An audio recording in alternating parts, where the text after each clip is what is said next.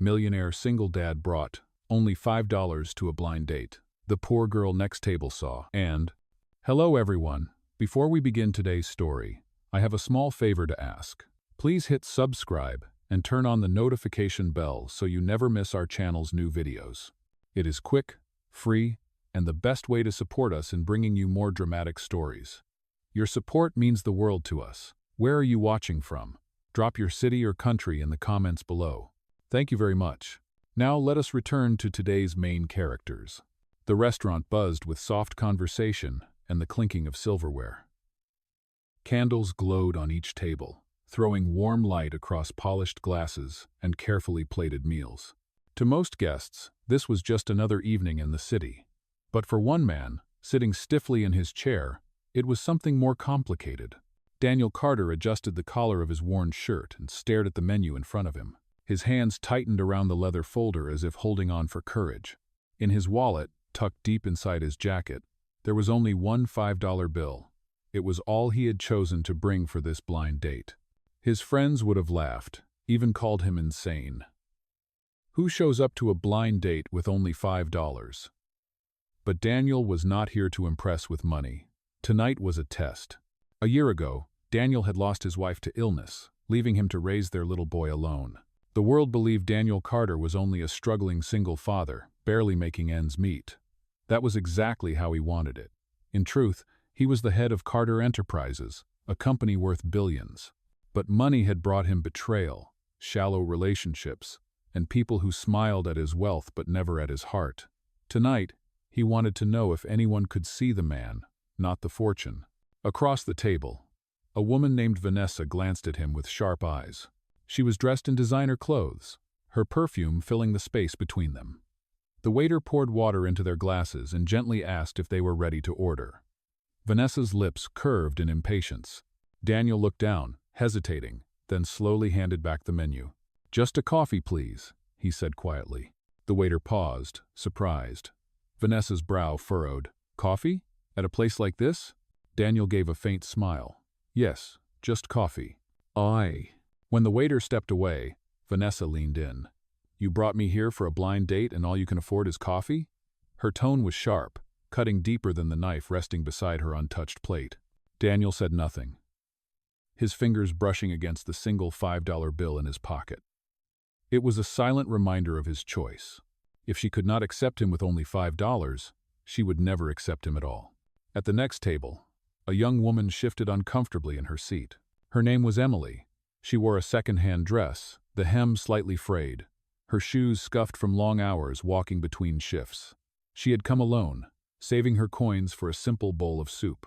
She had no idea she was about to be pulled into a story far larger than herself. Emily noticed the tension at Daniel's table. She saw Vanessa's annoyed expression, the dismissive flick of her manicured hand, and then Daniel's quiet embarrassment. The waiter returned with the coffee, placing it in front of him, but Vanessa's words grew louder. "You cannot even buy dinner? This is ridiculous. What kind of man comes to a blind date with nothing?" Daniel lowered his eyes. He wanted to end the evening. But before he could respond, Emily's voice broke the silence. "Excuse me," she said softly, leaning over. Her cheeks flushed, but her resolve was steady. "I think he ordered coffee because it is what he wants, and maybe that is enough." "Oh." Vanessa turned, startled by the interruption. "And who are you?" Emily swallowed, her heart hammering in her chest. She did not owe these strangers anything. She barely had money for herself. Yet, something about the way Daniel sat there, shoulders heavy with quiet dignity, stirred a courage inside her she did not know she had. The waiter returned once more with the check. Vanessa rolled her eyes, muttering about wasted time. She gathered her purse with a sharp motion, leaving Daniel alone with the bill. He opened his wallet, sliding the single $5 bill onto the tray. The waiter hesitated, concern flickering across his face. Emily's chest tightened. She knew exactly what it felt like to have only one bill left, to count every coin until the end of the week. Without thinking further, she reached into her own purse and added a few more crumpled notes to the tray. Daniel looked up, startled. His eyes met hers for the first time. "You did not have to do that," he said quietly. Emily managed a small, nervous smile. "Sometimes we all need a little help. It is nothing." But to Daniel, it was not nothing. It was everything.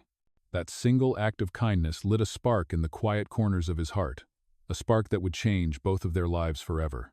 The night after the blind date, Emily walked home through the drizzle, her shoes soaked and her dress clinging to her knees. She replayed the scene in her mind again and again, the way the arrogant woman had dismissed him, the quiet way Daniel had lowered his eyes, and how she, against every sensible instinct, had stepped in to help. She had less than $20 left to her name. Rent was already overdue, and yet she had paid for a stranger's coffee. What kind of decision was that? Inside her tiny rented room, the landlord's note was taped to the door.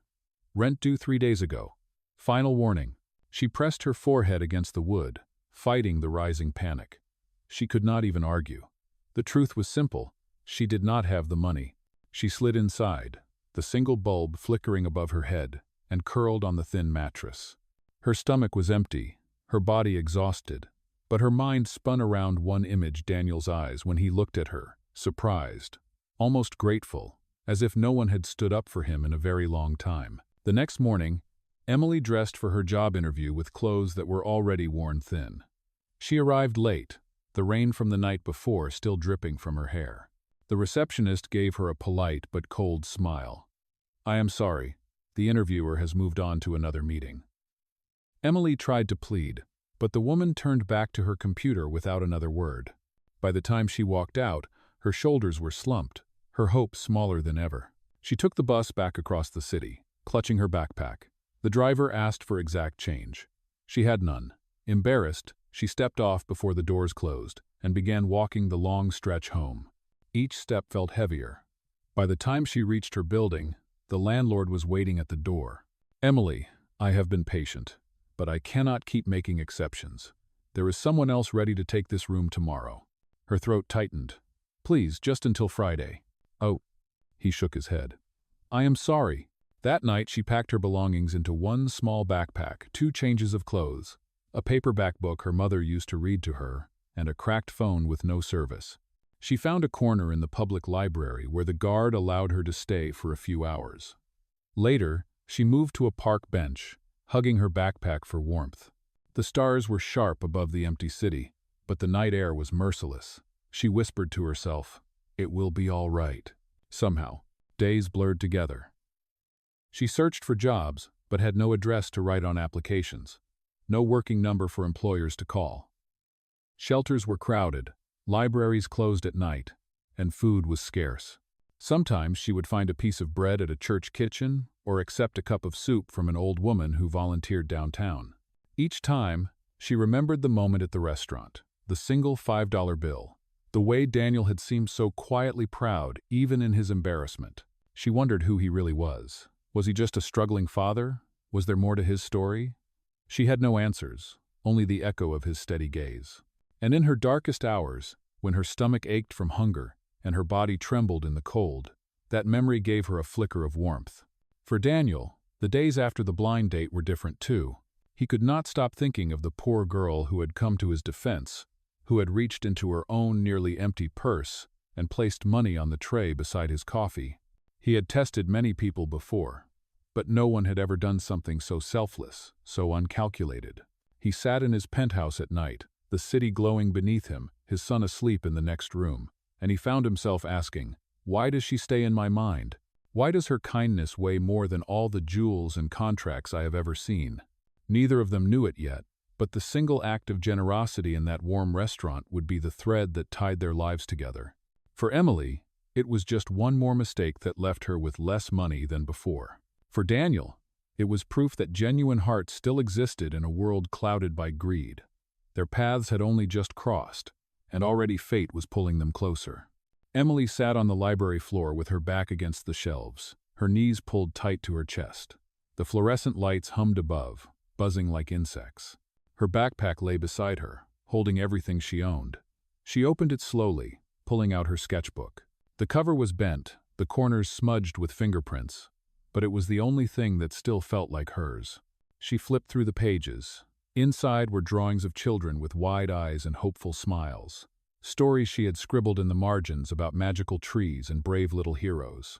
It was her dream, one she had never dared to share with anyone, to write and illustrate books that would give children the kind of comfort she had once found when her mother read to her at night. She touched a page that showed a little boy holding a balloon. Underneath, she had written the words, "Hope floats, even when everything else feels heavy." Her eyes stung, but she refused to cry. She told herself that as long as she still had this sketchbook, she still had a piece of her dream. That night, she carried the sketchbook with her as she searched for a safe place to sleep. She ended up in a soup kitchen, where an elderly woman named Ruth offered her a seat and a bowl of broth. "Eat, child," Ruth said, her voice warm despite the lines of hardship etched across her face. Emily whispered a thank you and ate slowly, every spoonful both soothing and humbling. Ruth noticed the sketchbook lying on the table. "What is that?" Emily hesitated, then opened to a page. "It is just something I work on when I cannot sleep." The old woman studied the drawings with a soft smile. "You have a gift. Do not let this world take it from you." Z. The words stayed with Emily long after she left. That night she tucked the sketchbook under her arm and curled up on a bench outside the community church. The air was cold, the wind harsh, but she pressed her face into the pages as if they could shield her from the night. Across the city, Daniel stood by the window of his penthouse apartment. His young son was asleep in the bedroom, the small nightlight casting a soft glow. Daniel held the same $5 bill in his hand, the one he had placed on the tray at the restaurant. He could have thrown it away, but instead he folded it carefully and tucked it into his wallet. To him, it was no longer just money. It was a reminder of her. He had seen hundreds of faces in boardrooms, at banquets, in expensive clubs. None of them lingered in his memory. Yet the image of a girl in a worn dress, stepping in with quiet courage, would not leave him. She had acted with nothing to gain and everything to lose. He had to know more. The next evening, Daniel found himself wandering the city streets, drawn toward places he had never gone before.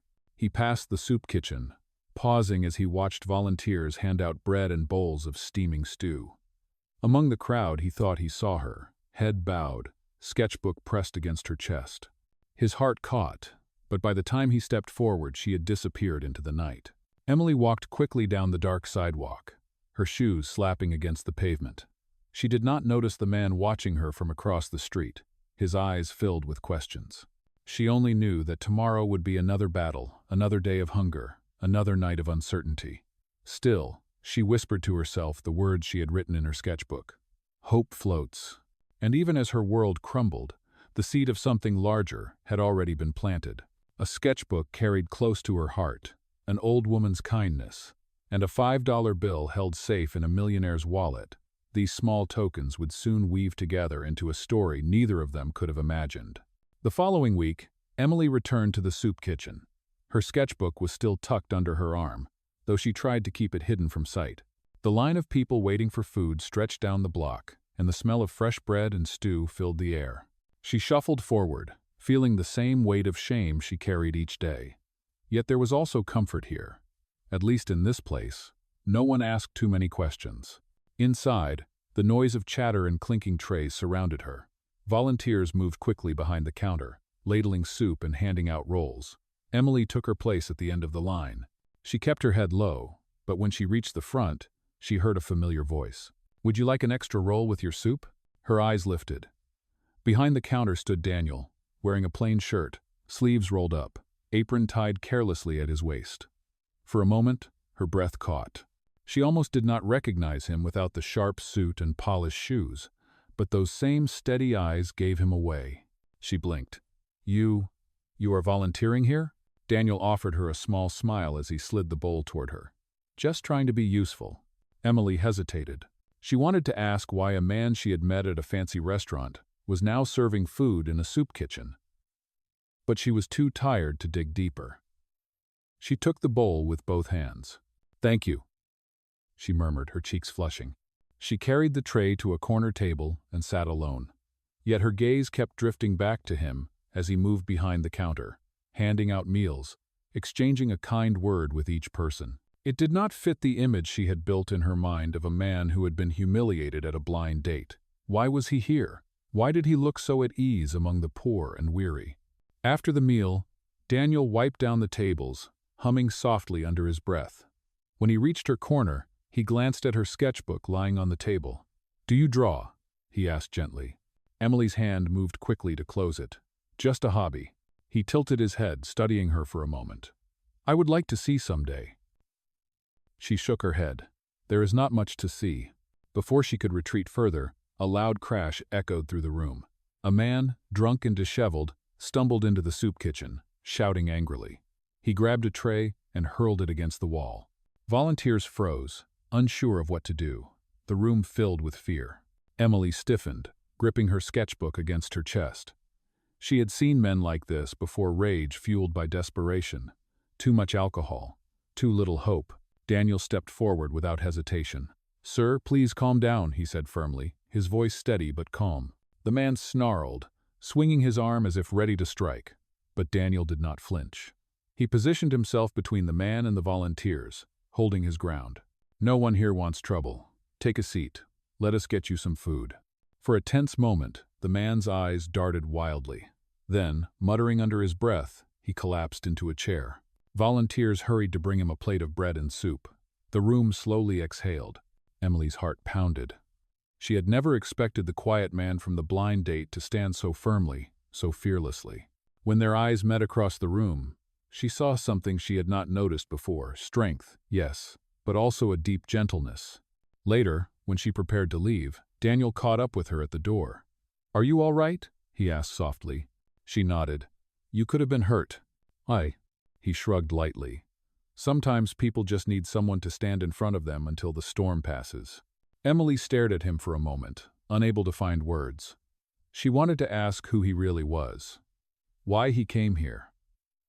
Why he seemed to carry both weariness and kindness in equal measure. But instead she only whispered, "Thank you." As she walked out into the cool night air, she pressed her sketchbook to her chest again. Something was shifting. This was no longer just a chance encounter with a stranger. This man was not who she thought he was, and deep down, she sensed that her life was about to change. A week later, Emily found herself once again at the soup kitchen. The cold winds of early winter swept through the streets, but inside the hall the warmth of clattering trays and simmering pots wrapped around her like a blanket. She had begun to feel that this place was her only refuge. When she entered, she saw Daniel already there, rolling up his sleeves as he carried crates of bread to the counter. He greeted her with a smile that felt too genuine to ignore. "Back again?" he asked. She nodded shyly. "I suppose this is the only place that makes me feel a little less invisible." Daniel studied her for a moment, then simply handed her a plate. "No one here is invisible." They sat at the same table, and for the first time, conversation flowed more easily. Emily spoke about her childhood, about how her mother used to read her fairy tales each night before bed. She admitted that her greatest dream was to create children's books filled with hope and light. Daniel listened without interrupting, his eyes steady, as though every word she spoke mattered. "What would you call your first book?" he asked. Emily laughed softly, embarrassed. "I would call it The Balloon That Never Popped. It sounds silly, I know." "It does not sound silly at all," Daniel said. "It sounds like something children would treasure." For a moment, the heavy shadows in her life seemed to lift. Her dream felt closer, almost real, simply because he believed in it. She did not know why she trusted him so quickly, but something in his quiet strength gave her the courage to share pieces of herself she had long hidden. Later, as the volunteers cleaned up, Daniel walked her to the door. They stepped outside into the crisp evening air. The city lights glowed across the skyline, and Emily shivered, pulling her thin jacket tighter around her. Without hesitation, Daniel shrugged off his own coat and draped it across her shoulders. "You should not walk home cold," he said softly. Emily froze, her fingers clutching the fabric. The gesture was simple, yet it sent warmth rushing through her chest. No one had shown her that kind of care in years. She turned to him, her voice barely above a whisper. "Why are you so kind to me?" Daniel held her gaze, his expression unreadable. "Because sometimes, kindness is the only thing we have to give, and sometimes it is enough." As she walked away with his coat wrapped around her, Emily felt her heart stir with something she had not felt in a long time: hope. She did not know who Daniel truly was, but she knew this much. He was not just another stranger passing through her life. He was becoming part of her story. and she could not stop wondering what would happen next. The night of the charity gala arrived, and Emily had no idea her world was about to tilt. She had not been invited. She had never even dreamed of setting foot inside a ballroom filled with chandeliers and glittering gowns. Yet fate carried her there. It happened when Ruth, the elderly volunteer from the soup kitchen, asked her to help deliver food supplies to a nearby event. "It is for the foundation," Ruth explained. "They host fundraisers every season. Extra hands are always welcome." Emily agreed, thinking nothing of it. The moment she stepped through the grand hotel doors, her senses reeled. Marble floors gleamed, violins played softly in the background, and the air was thick with perfume and expensive champagne. Emily clutched the box she carried, wishing she could disappear into the shadows. She wore her usual second-hand dress, simple and plain. Compared to the women in diamonds and silk, she felt like a ghost among royalty. She followed Ruth into the ballroom, where a stage had been set at the far end. Guests mingled, their laughter echoing under the crystal lights. Emily tried to keep her eyes down, but her heart skipped when she saw him, Daniel. He was standing beneath the chandelier, speaking to a cluster of men in tailored suits. He was dressed in a black tuxedo, every inch polished and commanding. For a long moment, Emily could not breathe. This was not the quiet volunteer from the soup kitchen. This was someone entirely different. Then the announcer's voice rose above the music. "Ladies and gentlemen, tonight we welcome our guest of honor, the man who has dedicated his wealth and influence to rebuilding this city's schools and shelters, Mr. Daniel Carter, CEO of Carter Enterprises." The room erupted in applause. Emily's fingers tightened around the edge of the box. CEO, Carter Enterprises. The name rang like a bell in her ears. She had heard it in news headlines, whispered in admiration by strangers on the street. Daniel Carter was not just a kind man with $5 in his wallet. He was one of the city's most powerful figures. She felt her stomach twist. Every moment they had shared the soup kitchen, the quiet walks. His coat draped over her shoulders suddenly felt like a lie. He had hidden the truth from her. He had let her believe he was struggling, like her. Daniel spoke at the podium, his voice steady, filled with conviction about charity and hope. But Emily could not hear the words. Her chest ached too much. She turned, moving quickly toward the door. Her sketchbook clutched against her side as though it might hold her together. In the hallway outside the ballroom, she pressed her back against the cold wall, gasping for breath. The image of him in the tuxedo burned in her mind. She whispered to herself, almost bitterly, "All this time, I thought you were different." Inside, applause thundered for Daniel Carter, the millionaire. But in that hallway, Emily's trust shattered into silence. Emily did not wait for the gala to end. She slipped into the night, the cold air biting at her skin. Daniel's coat still wrapped around her shoulders. Every step she took away from that glittering ballroom felt heavier, her chest aching with betrayal. The man she thought she had known, the man who had stood beside her in a soup kitchen, was not poor, not struggling, not even close. He was a millionaire who had allowed her to believe they were equals. She wandered through the streets until she reached the small park where she often sat when she had nowhere else to go. Her sketchbook rested on her lap, but tonight she could not bring herself to open it. Instead, tears slipped down her cheeks as she whispered, "I trusted you, and you lied." "Oh?" Meanwhile, inside the gala, Daniel scanned the ballroom but could not find her. The moment the applause ended, he excused himself and hurried toward the hallway. He knew she had seen. He had watched her eyes widen, had seen her slip away. Panic gnawed at him. He had meant to tell her, to explain everything, but he had waited too long. He found her in the park later that night, sitting under a street lamp with her sketchbook closed tightly in her arms. He approached slowly, his breath visible in the frosty air. "Emily," he said softly. She looked up, her eyes red. "Do not call me that. Do not even try. Please let me explain." "Explain what? That you let me think you were one of us? That you stood in line at a soup kitchen when you could buy the whole building 10 times over?" Her voice cracked, filled with hurt. "Why? Was it a game to you?" Daniel's chest tightened. "No, it was never a game. I needed to know if someone could see me, not my money." Emily shook her head, rising to her feet.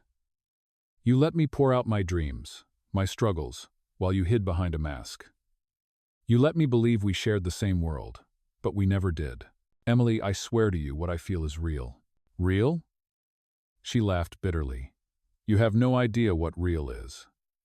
Real is sleeping on a park bench because you have no home. Real is deciding between buying bread or paying rent. Real is standing in front of someone you thought you could trust and realizing they lied to your face. Her words cut him more deeply than she knew. Daniel reached for her hand, but she pulled back. I cannot do this, she whispered. I cannot be someone's charity project or someone's test. Goodbye, Daniel. She turned and walked away, disappearing into the shadows of the city, leaving Daniel standing alone under the street lamp. The sound of her footsteps faded, and with it, the fragile hope he had been holding on to. For the first time in years, Daniel felt powerless. He had wealth, influence, and power beyond measure, yet none of it could bridge the chasm her words had carved between them. And as the night grew colder, he realized he might have lost the only person who had ever truly seen him.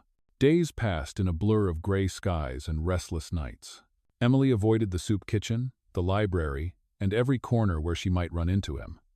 She carried her sketchbook everywhere but could not bring herself to draw.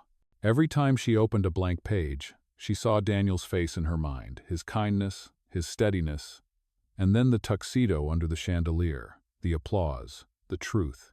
The ache inside her grew heavier with each sunrise.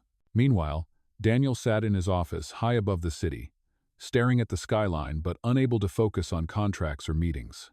The board of directors whispered about his distraction, but he did not care. For the first time in years, money and power felt meaningless. What mattered was the girl who had walked away. The $5 bill in his wallet had become a reminder of what he had lost. One evening, as Emily wandered past the bookstore downtown, a flyer caught her eye. It was taped to the glass door, bright and bold. Community Arts Showcase, featuring new illustrators. She stared at it for a long time. Her hands itched to pull out her sketchbook, but fear held her back. She had no money, no connections, no reason to believe her work mattered. And yet, something inside whispered that maybe it was time to fight for her dream. That same week, Daniel made a decision. If words could not convince her, then actions must. He contacted the foundation his company funded and quietly arranged for an anonymous submission to the arts showcase. He had found one of her sketches left behind at the soup kitchen, a drawing of a child holding a balloon with the words, "Hope floats." He had kept it safe, and now he used it as proof of her gift. On the night of the showcase, Emily arrived hesitantly. She had almost turned back twice, but Ruth had encouraged her to come. Sometimes the world needs to see what you hide, the older woman had said. So Emily stepped inside the gallery, her heart pounding. The walls were lined with art from dozens of young creators. But then she froze. There, in the center of the room, hung her drawing the balloon, the child, the hopeful words. Below it, a small plaque read, "The Art of Emily Monroe." Her eyes filled with tears. She turned in shock, and there he was. Daniel stood a few feet away, his expression soft, his hands at his sides as though he dared not step closer without her permission. "You did this?" she whispered. He nodded. "I wanted the world to see you the way I do." Her breath caught. She wanted to be angry, to remind him of the lies. But the sight of her dream hanging on that wall silenced her. For the first time in weeks, she felt seen not as a poor girl struggling to survive, but as an artist, as someone who mattered. Daniel's voice was quiet but firm. "I will not hide who I am anymore, and I will never hide what you mean to me." The gallery lights glowed above them, and for the first time since their fight, Emily's heart stirred with something that felt dangerously close to forgiveness. The gallery grew quiet as people moved to the far side of the room, leaving Emily and Daniel standing together in front of her drawing. Emily wiped her eyes with the back of her hand, still overwhelmed by the sight of her work displayed so proudly. She could not believe that after nights of hunger and despair, her dream had taken form on a wall for strangers to see. Daniel stepped closer, his voice steady but filled with vulnerability. "Emily, I know I hurt you. I never should have let you believe I was someone else. I was afraid of being loved only for money, and in that fear, I made the worst mistake. But every moment we shared was real to me. Your kindness, your courage. It showed me the kind of life I want, and it is with you." Emily held her sketchbook tightly to her chest, her heart torn between pain and hope. You lied, Daniel. That is what still hurts. I trusted you. I know, he said softly. And I am ready to spend the rest of my life proving that I will never lie to you again. No disguises, no games, only truth. From his jacket, Daniel pulled out a small frame. Inside, pressed carefully behind glass, was the same $5 bill she had seen him place on the restaurant tray weeks ago. He handed it to her with trembling hands. This was all I carried that night. You saw me at my lowest, and instead of laughing or walking away, you helped me. This $5 bill is where our story began. I want it to be the symbol of how far we can go together. Tears spilled down Emily's cheeks. She looked at the bill, then back at him. The honesty in his eyes was undeniable. Around them, the gallery lights shimmered, casting a glow that made the moment feel like something out of the fairy tales she had once longed to write. Daniel bent to one knee, right there beneath her framed drawing. Gasps echoed through the gallery as guests turned to watch. Emily Monroe, he said, his voice clear. Will you give me the chance to love you with nothing hidden, with nothing held back? Will you marry me? Emily pressed her hand to her mouth, her chest trembling with emotion. For a long moment she said nothing. Then she slowly lowered her sketchbook and reached for his hand. Yes, she whispered. But only if you promise that we face everything with honesty. I promise, Daniel said. The room erupted in applause, but Emily hardly heard it. She was already in his arms, her heart beating wildly as he kissed her for the first time. The girl who had once been invisible was now seen, cherished, and chosen. Weeks later, at a small wedding held inside the same gallery, Daniel placed a simple ring on her finger. Beside them, his young son tugged Emily's dress and whispered, "Mommy." Emily bent down, tears shining in her eyes, and hugged him tightly. As they stood together, a family formed not by wealth or appearances, but by love and truth.